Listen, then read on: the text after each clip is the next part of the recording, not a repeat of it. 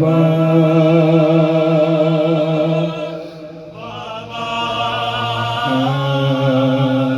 میرے بابا چلنا چاہوں تو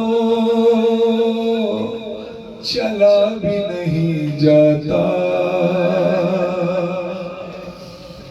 اب یہ کون کہہ رہی ہے؟ 4 سال کی سکینہ. یہ کوئی 70 سالہ ضعیفہ نہیں کہہ رہی ہے. یہ تکلیف 70 سال کی عمر کے بعد ہوتی ہے کہ چلنے میں تکلیف. وہ بھی کہتی ہے چلنا چاہوں تو چلا بھی نہیں جاتا. پاؤں زخمی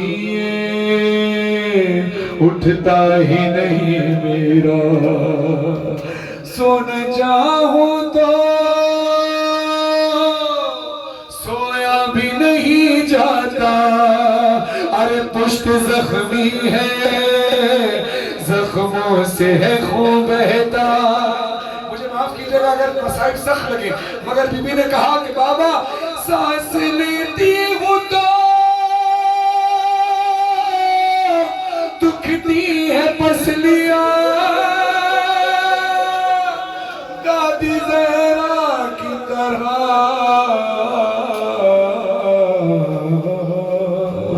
ٹوٹی ہے پسلیاں. بابا رخسار میرے زخمی کانوں سے لہو جاری. بندے بچھنے میرے کرتا بھی جلا. بابا ہائے اتنا مجھے مارا. بابا ہائے زخمی ہے سکینہ. بابا ہائے اتنا مجھے مارا. بابا ہائے زخمی. یہی شام غریبت ہے. ابھی تھوڑی دیر بعد یہاں اندھیرا ہو جائے گا اور شام غریبہ کو یاد کرنا جہاں سکینہ کہتی ہیں ڈھونڈتی پھرتی تھی میں آپ کا لاشا. بابا ایک ظالم نے مجھے روک کے مجھ سے پوچھا ڈھونڈتی کس کو ہے بابا کا تیرے نام ہے کیا. میرے بابا ہے حسین ابن علی. میں نے کہا پھر غیظ میں وہ آیا چہرے پہ مجھے مارا ریتی پہ گرا ڈالا. میں کہتی رہی بابا آئے اتنا مجھے مارا. بابا آئے زخمی ہے سکینہ. بابا آئے اتنا مجھے مارا.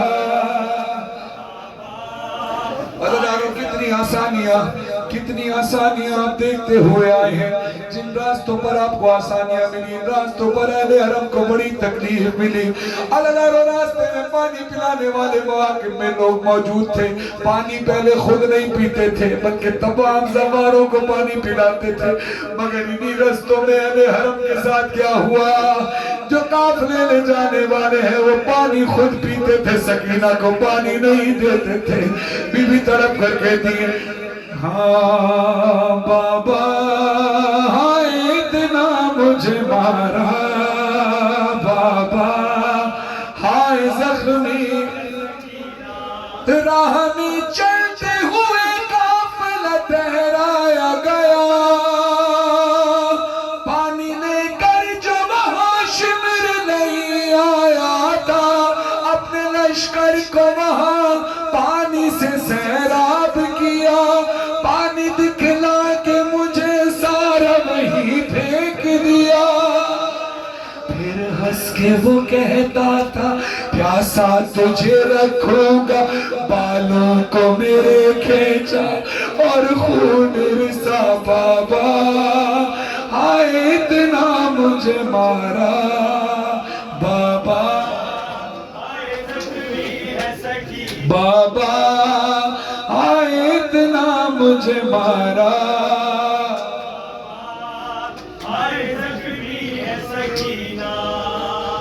مجھے انصاف کر کے بتائیے.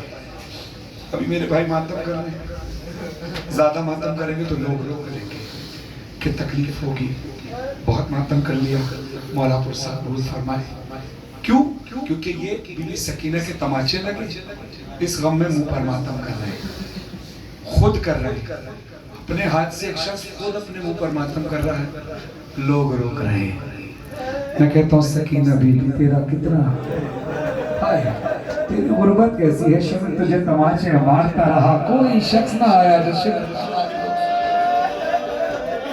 اب یہ زیادہ ماتم کریں گے تو بے ہوش ہو جائیں گے. بے ہوش ہوں گے تو ہم میں سے کوئی شخص اٹھے گا اور ان کو ہوش میں کیسے لایا جائے گا؟ پانی چھڑک کر. یہ خود ماتم کر رہے ہیں، خود ماتم کر کے بے ہوش ہوں گے، اس کے باوجود بھی لوگ پانی چھڑک کر اٹھائیں گے. سکینہ کو پتہ نہیں تھا اس کو مارا کتنا جائے گا، اتنا مارا ہے کہ سکینہ بے ہوش ہو گئی. ہوش میں کیسے آئی؟ بیوی کہتی ہے کھا کے ظالم کے تماچے مجھے غش آتا تھا، پھر تماچوں سے ہی وہ، پھر تماچوں سے ہی وہ ہوش میں لے آتا تھا. ہنس کے کہتا تھا بلا بابا کو، اماں کو بلا، جتنا دور روئے گی اتنا ہی تجھے ماروں گا. پھر دل میرا گھبرایا اور جسم بھی تھرایا، یہ حال میرا دیکھا نہ رحم کیا بابا، آئے اتنا مجھے مارا.